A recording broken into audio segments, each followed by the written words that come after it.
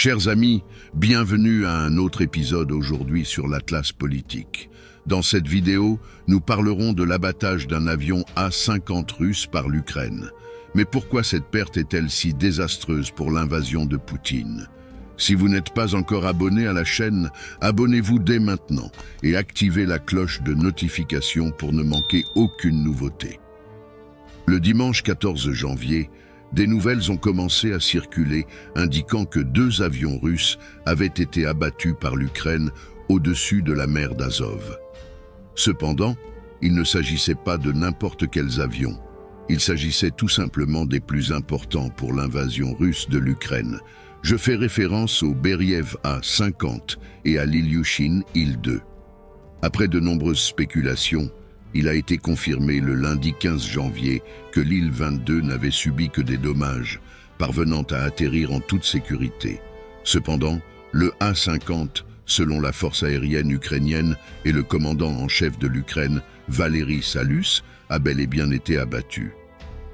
Mais pourquoi la perte du A-50 est-elle si impactante pour l'invasion russe en Ukraine?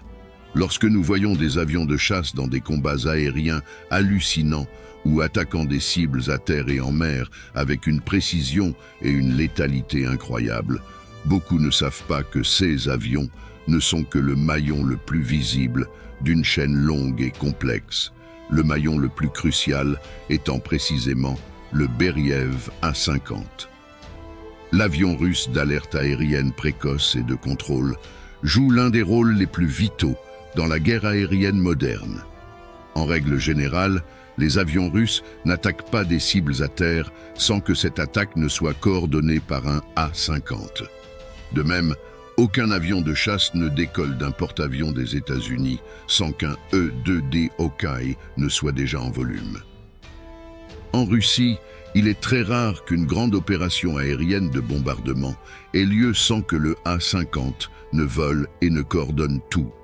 Cela n'est possible que grâce à ses radars gigantesques et puissants, ainsi qu'à ses systèmes électroniques avancés pour le traitement des signaux. De SS Radar, le plus visible est celui de surveillance aérienne, situé au-dessus du fuselage, avec un diamètre de 9 mètres, capable de détecter toute présence aérienne jusqu'à 600 km et des cibles à terre jusqu'à 300 km. Il peut suivre et verrouiller jusqu'à 150 cibles simultanées à une distance allant jusqu'à 200 km. Mais les cibles de plus grande envergure, telles que les navires, peuvent être suivies avec précision jusqu'à 400 km.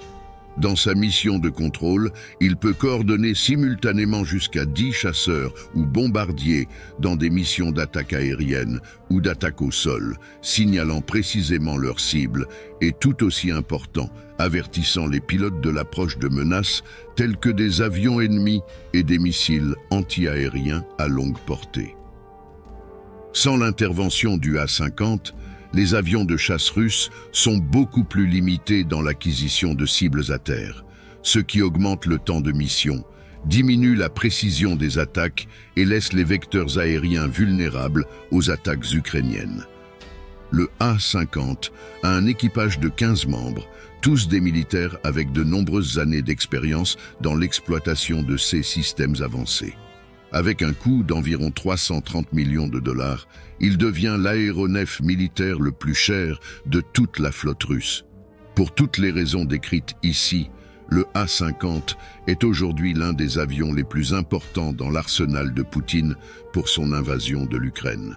C'est pourquoi sa prétendue perte, comme rapportée par les forces armées ukrainiennes, aura un impact considérable sur l'invasion russe.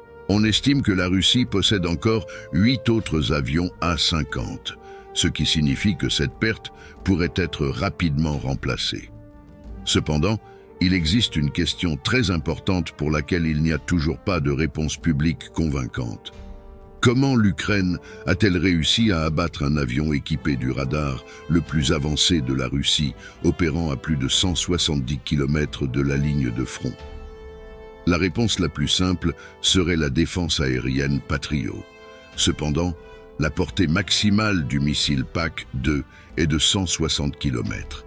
Mais en examinant la carte, nous constatons que le A-50 a été abattu à plus de 170 km de la position ukrainienne la plus proche. Par conséquent, soit les Ukrainiens utilisent un missile anti-aérien spécial du Patriot avec une portée supérieure à celle reconnue publiquement, soit c'était une attaque aérienne menée par un chasseur. Cependant, il y a aussi d'importantes questions qui ne peuvent pas être répondues, car le A-50 aurait été parfaitement capable de détecter tout chasseur ukrainien en approche, y compris le F-16, un chasseur qui, d'après ceux que nous savons jusqu'à présent, n'est pas encore en service en Ukraine. La Russie peut peut-être remplacer le A-50, mais tant qu'ils ne sauront pas exactement ce qu'il a abattu, il y aura toujours le risque que cela se reproduise. Cet abattage est l'équivalent du naufrage du Moskva, le navire qui était l'ancien navire amiral de la puissante flotte russe de la mer Noire. Une perte qui aura un impact majeur sur la capacité russe à mener des attaques aériennes coordonnées et précises. Une perte que Vladimir Poutine cherchera certainement à venger à sa manière la plus traditionnelle, par des attaques contre les villes et les civils ukrainiens. Mais la question qui restera est la suivante. Comment l'Ukraine a-t-elle réussi à abattre cet avion crucial pour la machine de guerre russe? Aurait-il un missile secret avec une portée plus importante? Ou était-ce une attaque aérienne menée par un chasseur? Partagez votre opinion dans les commentaires.